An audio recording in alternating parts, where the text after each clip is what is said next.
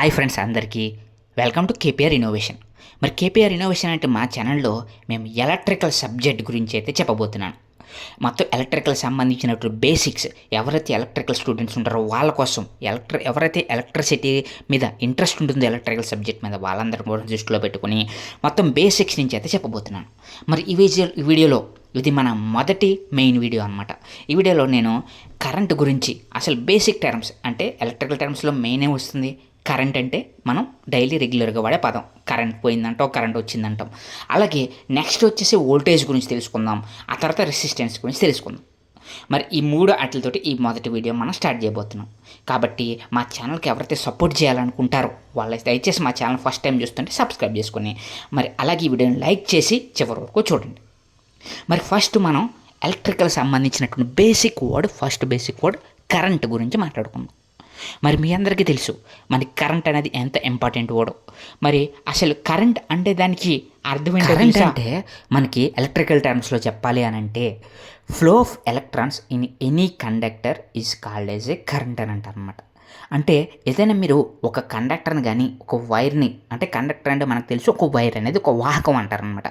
అంటే అలాంటి ఒక వైర్ని తీసుకుంటే ఆ యొక్క వైర్లో ఎలక్ట్రాన్స్ అనేవి ఫ్లో అవుతూ ఉంటాయి. ఆ ఫ్లో దాన్ని కరెంట్ అని అంటారనమాట. అంటే మీరు ఒక స్విచ్ వేసారనుకోండి, సపోజ్ ఇప్పుడు చూపిస్తున్న సర్క్యూట్లో మనకు ఒక స్విచ్ వెలుగుతుంది కదా, బల్బ్ వెలుగుతుంది కదా, ఆ బల్బ్ అనేది వైర్ ద్వారా ప్రయాణించి ఆ స్విచ్ చేయగానే ఆ వైర్ ద్వారా ఎలక్ట్రాన్స్ అనేవి ప్రవహించి ఆ యొక్క బల్బ్ వెలిగేలా చేస్తాయి. మరి ఆ యొక్క ఎలక్ట్రాన్స్ ప్రవాహం ఏదైతే ఉందో దాన్నే మనం కరెంట్గా చెప్తూ ఉంటారనమాట. మరి అదే కరెంట్కి సరైనటువంటి definition flow of electrons in any conductor is called as a current. మరి కరెంట్ని మరి ఎలా మెజర్ చేస్తారు అని మీకు డౌట్ రావచ్చు. కరెంట్ని యాంపియర్స్లో మెజర్ చేస్తారనమాట. అంటే 10 amps, 20 amps, 30 amps ఈ విధంగా మనం కరెంట్ని యాంపియర్స్ ద్వారా మరి కొలుస్తూ ఉంటారు. మరి అదేవిధంగా కరెంట్ని కొలవడానికి మరి మీటర్స్ ఏమైనా ఉంటాయా అని అంటే అమ్మీటర్ అనేటువంటి ఒక అద్భుతమైనటువంటి ఒక పరికరం ఉంటుంది. దాని ద్వారానే కరెంట్ని మెజర్ చేస్తూ ఉంటారు. మరి ఈ విధంగా బేసిక్ టర్మ్లో భాగంగా మరి కరెంట్ గురించి మనం తెలుసుకున్నాం కదా. అసలు కరెంట్ అంటే ఏంటి, అసలు కరెంట్కి సంబంధించినటువంటి యూనిట్ ఏంటి, కరెంట్కి మీటర్ ఏంటి. మనకి సెకండ్ వర్డ్ వోల్టేజ్. అసలు వోల్టేజ్ అంటే ఏంటి? మనం సాధారణంగా వోల్టేజ్ గురించి వింటూ ఉంటాం కదా. వోల్టేజ్ అంటే ఏంటంటే potential difference across any 2 points is called as a voltage. అంటే ఆ యొక్క ఏదైనా 2 points మధ్య ఉన్నటువంటి పొటెన్షియల్ డిఫరెన్స్ని మనం వోల్టేజ్గా చెప్తూ ఉంటాం అనమాట. అంటే సాధారణంగా మీరు చూసుకుంటే ఏదైనా ఒక ఎలక్ట్రికల్ సర్క్యూట్ తీసుకుంటే, అంటే ఒక బ్యాటరీ పెట్టి ఒక బల్బు వెలగాలి అని అనుకుంటే మరి ఆ యొక్క సర్క్యూట్లో ఉన్నటువంటి పొటెన్షియల్ డిఫరెన్స్ని మనం వోల్టేజ్గా కన్సిడర్ చేస్తూ ఉంటారు. దాన్నే వోల్టేజ్ అనేది స్టాండర్డ్ వోల్టేజ్ ఎంతో తెలుసా? సింగిల్ ఫేజ్కి స్టాండర్డ్ వోల్టేజ్ 230 volts ఉంటుందన్నమాట. అంటే మన ప్రతి ఒక్క ఇంటికి వచ్చేటువంటి వోల్టేజ్ ఎంత ఉంటుంది? మనం సాధారణంగా హై వోల్టేజ్ వచ్చింది, లో వోల్టేజ్ వచ్చిందని అంటాం కదా. సాధారణంగా 230 volts కన్నా ఎక్కువ వోల్టేజ్ వస్తే దాన్ని హై వోల్టేజ్. మరి ఈ విధంగా వోల్టేజ్ అనేది 230 volts ఉంటుంది. అది కూడా సింగిల్ ఫేజ్ హౌస్కి మాత్రమే. అదే మీకు 3 phase హౌసెస్ ఉన్నాయనుకోండి, మరి దానికి 440 volts వరకు కూడా ఉంటుంది. అలాగే వోల్టేజ్ని మరి దేంతో కొలుస్తారు అని అంటే దానికి యూనిట్స్ ఏంటంటే వోల్ట్స్ ఉంటాయి అన్నమాట. అంటే వోల్టేజ్ని యూనిట్స్ వోల్ట్స్. అలాగే మరి ఏ మీటర్తో వోల్టేజ్ని కొలుస్తారు? వోల్ట్ మీటర్ అనేది ఉంటుంది. ఆ యొక్క పరికరంతోనే వోల్టేజ్ని కొలుస్తారనమాట. మరి ఈ విధంగా వోల్టేజ్ని మెజర్ చేయాలంటే వోల్ట్ మీటర్, వోల్టేజ్కి యూనిట్స్ వోల్ట్స్. అలాగే మరి వోల్టేజ్ అనేది పొటెన్షియల్ డిఫరెన్స్నే వోల్టేజ్గా పరిగణిస్తారు. మరి ఇది వోల్టేజ్ సంబంధించినటువంటి మరి డెఫినేషన్ ఇన్ ఎలక్ట్రికల్ టర్మ్స్లో. ఇక మూడో పదం వచ్చేసి ఎలక్ట్రికల్ టర్మ్స్లో మూడో బేసిక్ పదం వచ్చేసి రెసిస్టెన్స్ అని అంటూ ఉంటారనమాట. అంటే అసలు రెసిస్టెన్స్ అంటే ఏంటి ఎలక్ట్రికల్ టర్మ్స్లో చెప్పాలి అని అంటే కనుక మరి మీరు చూసుకున్నట్లయితే opposition of property of opposing the electricity is called as a resistance అని అంటారు.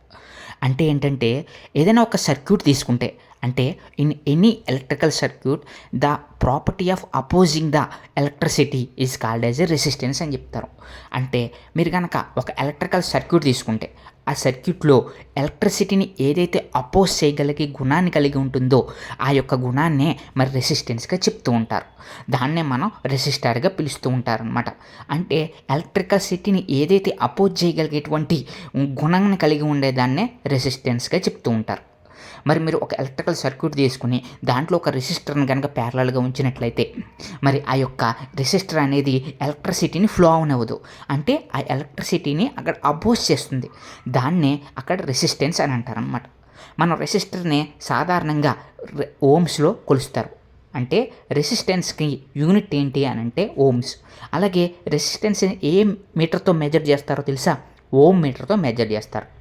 మరి ఈ విధంగా రెసిస్టెన్స్ అనేది ఎలక్ట్రిసిటీని అపోజ్ చేయగలిగేటువంటి గుణాన్ని కలిగి ఉంటుంది. మరి దాన్నే మనం రెసిస్టెన్స్గా చెప్తూ ఉంటారు ఎలక్ట్రికల్ టర్మ్స్లో అనమాట. మరి రెసిస్టర్ యొక్క సింబల్ చూసుకున్నట్లయితే ఒక వైర్ని మనం చూసుకుంటే ఎలా ఉంటుందో అలాగే ఒక వైర్ని కనుక మనం చూస్తే ఎలా ఉంటుందో అదేవిధంగా ఈ యొక్క వైర్ యొక్క సింబల్లో ఈ యొక్క రెసిస్టెన్స్ ఉంటుంది. రెసిస్టర్స్ కూడా ఉంటాయి, చిన్న చిన్న రెసిస్టర్స్ మీకు చూపిస్తున్నాను కదా ఇమేజెస్లో, వీటన్నిటిని కూడా రెసిస్టర్స్ అని అంటారనమాట. మరి ఈ విధంగా మీటర్స్ కూడా ఈ విధంగా ఉంటాయన్నమాట. ఓమ్ మీటర్, అలాగే అమ్మీటర్, వోల్ట్ మీటర్, ఈ విధంగా ఒక్కొక్క పరికరానికి ఒక్కొక్క మెజర్మెంట్ ఉంటుంది. మరి ఈ విధంగా రెసిస్టెన్స్ అనేది ఈ విధంగా అయితే ఉంటుందన్నమాట మరి ఎలక్ట్రికల్ టర్మ్స్లో. మరి ఈరోజు మన వీడియోలో మనం వోల్టేజ్ గురించి తెలుసుకున్నాం, కరెంటు గురించి తెలుసుకున్నాం, అలాగే రెసిస్టెన్స్ సంబంధించినటువంటి యూనిట్స్ కూడా తెలుసుకున్నాం అన్నమాట. మరి ఇవన్నీ కూడా ప్రతి ఒక్క ఎలక్ట్రికల్ స్టూడెంట్స్ తప్పకుండా బేసిక్స్ అయితే తెలుసుకోవాలి. ప్రతి ఒక్కళ్ళు కూడా తెలుసుకోవాల్సినటువంటి బేసిక్స్ ఇవన్నీ కూడా. సో మరి ఇంకా మరిన్ని వీడియోస్ అయితే ఎలక్ట్రిసిటీ సంబంధించి చేయగలుగుతాను.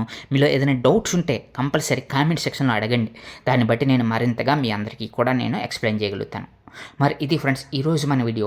ఈ వీడియో అనిపించిందో మా కామెంట్ సెక్షన్లో కామెంట్ చేసి మా ఛానల్ని సబ్స్క్రైబ్ చేసుకుని మరి మరింతగా ఎలక్ట్రిసిటీ సబ్జెక్ట్ని నేను ముందుకైతే తీసుకెళ్ళబోతున్నాను. నెక్స్ట్ వీడియోస్లో నేను ఓమ్స్ లా గురించి చెప్పబోతున్నాను. అలాగే మరిన్ని ఇంట్రెస్టింగ్ వీడియోస్ మీకోసం ఎలక్ట్రికల్స్ కాన్సెప్ట్ సంబంధించిన వీడియోస్ అయితే రాబోతున్నాయి. సో మీకు కావాలంటే వెంటనే మా ఛానల్ సబ్స్క్రైబ్ చేసుకుని పక్కన ఉన్న బెల్ ఐకాన్ని క్లిక్ చేసేయండి. Thank you friends.